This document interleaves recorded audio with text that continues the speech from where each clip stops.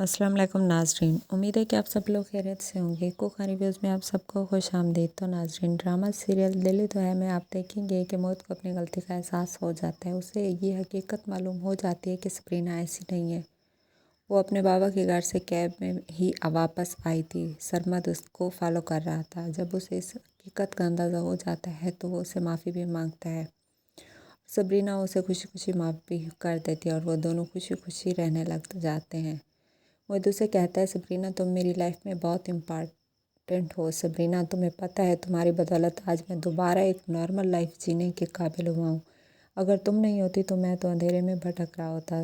सब ने मेरा साथ छोड़ दिया था। सब मुझे अपाहिज ही कहते थे, लेकिन तुम ही थी जिसने मेरा साथ दिया।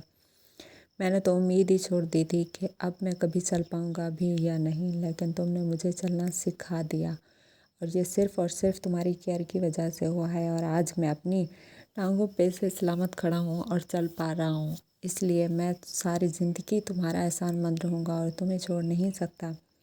बस मुझे गुस्सा आ गया था क्योंकि मैं तुम्हें और सरमत को साथ नहीं देख सकता, क्योंकि मेरे दिल में अब तुम्हारे लिए मोहब्बत पैदा हो चुकी है और मैं तुम्हें अपने से दूर नहीं कर सकता। मुझे डर सा रहता है कि कहीं तुम मुझे छोड़ के दोबारा सरमत के पास तो ना चली जाओगी। इसलिए मैं तुमसे गुस्सा हो जाता हूँ और तुम मेरी बात को बुरा ना मनाया करो, क्योंकि मैं दिल से तुम्हें चाहता हूँ। सब्रीना भी ये सुन के बहुत खुश हो जाती है, लेकिन ये बात अबीरा को बर्दाश्त नहीं होती। वो दोबारा अपनी मम्मी के घर आ जाती है और वहाँ सब्रीना को देख के बहुत गुस्सा हो जाती है और कहती है कि तुम यहाँ पे क्या कर रही हो? मेरी मम्मी की जान क्यों नहीं छोड़ देती? पहले मेरे खिलाफ़ तुम बातें करती थी, फिर मेरी मम्मी को मेरे खिलाफ़ कर दिया। आखिर तुम चाहती क्या हो? पहले तो तुम ये कहती थी कि मेरा मोहित से बात करना तुम्हें हर्ट करता है। तुम मेरी मम्मी को इसलिए मेरे खिलाफ़ करती थी। अब क्या हुआ है? तुम यहाँ पे क्यों आ जाती? तुम आखिरकार ये मान क्यों ही नहीं लेती कि तुम मोहित के साथ एडजस्ट कर ही नहीं पा रही? तुम दोनों के आपस में बनती भी नहीं है और वो तुम्हें जानता तक भी नहीं है कि तुम कौन हो और कहाँ से आई हो। वो तुम्हें प्यार नहीं करता। तुम ये बात एक्सेप्ट क्यों नहीं कर लेती कि तुम दोनों के बीच अनबन रहती है? तुम क्यों इस बात का गिला दूसरों से करती रहती हो? तुम ये सब भूल क्यों नहीं जाती? इसलिए बेहतर है कि तुम मोहित की ज़िंदगी से चली जाओ। वो भी खुशी खुशी अपनी लाइफ गुजारेगा और तुम भी, क्योंकि तुम दोनों के बीच तो मोहब्बत है ही नहीं।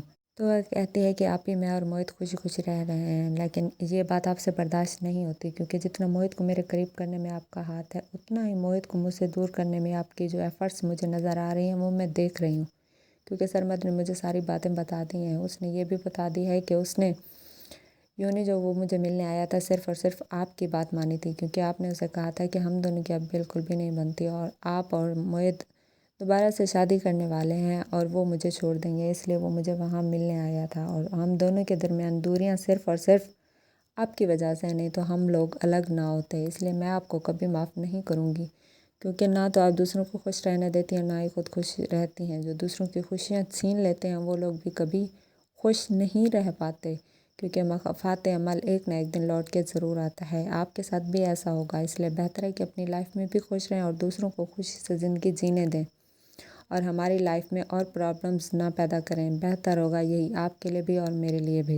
इसी तरह शांजा भी बहुत परेशान होती है जब सरमद उसके घर उसकी मॉम से मिलने आता है। तो वो कहती है कि मॉम, मैंने आज तक सरमद के अलावा किसी को नहीं चाहा। मैं उसे बहुत मोहब्बत करती थी और उसके अलावा किसी के साथ रहना मैंने कभी सोचा ही नहीं था। लेकिन वो है कि मेरी मोहब्बत उसे नज़र ही नहीं आती। अब मैं ये जान चुकी हूँ कि मेरी मोहब्बत आज तक उसके दिल में इसलिए नहीं पैदा हुई क्योंकि उसके दिल में तो सिर्फ़ और सिर्फ सब्रीना है। वो आज भी सब्रीना से बेहद मोहब्बत करता है और सब्रीना से ही शादी करना चाहता है। उसे लगता है कि सब्रीना मोहित को डिवोर्स दे के आ जाएगी उसके पास और वो दोनों खुशी खुशी शादी कर लेंगे, लेकिन ऐसा मुमकिन नहीं है। अब सब्रीना ने भी साफ इनकार कर दिया कि वो मोहित के साथ खुश है और अपनी लाइफ में मूव ऑन कर चुकी है। वो एक ऐसे इंसान से शादी हरगिज़ नहीं कर सकती जिसने बीच राह में उसे छोड़ दिया हो। इसलिए अब सरमद को ये बात माननी पड़ेगी और उसे दोबारा मुझसे शादी करनी होगी और पुप्पो को भी ये बात उसे समझानी होगी।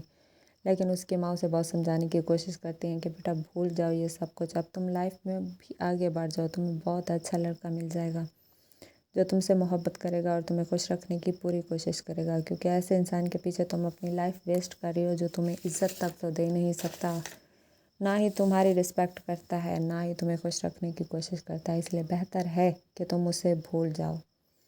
इस तरह हारून भी अबीरा को कहता है कि तुम उसे भूल जाओ मोहित को और खुशी खुशी अपनी लाइफ में रहो। क्यों तुम उसकी ज़िंदगी बर्बाद करने पे तुले हुई हो? सबरीना और उसे खुशी खुशी क्यों नहीं रहने देती। तो वो कहती है कि वो दोनों खुश नहीं है। तो वह कहता है कि अगर वो अपनी शादी में खुश ना भी हो तो कोई भी मर्द इस औरत को एक्सेप्ट नहीं कर सकता जिसने उसके साथ बेवफाई की हो।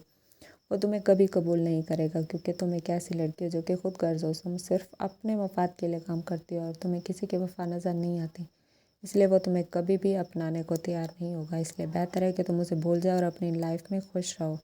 तो नाजरीन, ये सब आप देखेंगे आने वाले एपिसोड में। और अगर अभी तक आपने मेरे चैनल को लाइक और सब्सक्राइब नहीं किया तो कर दें। तब तक के लिए अल्लाह हाफ़िज़।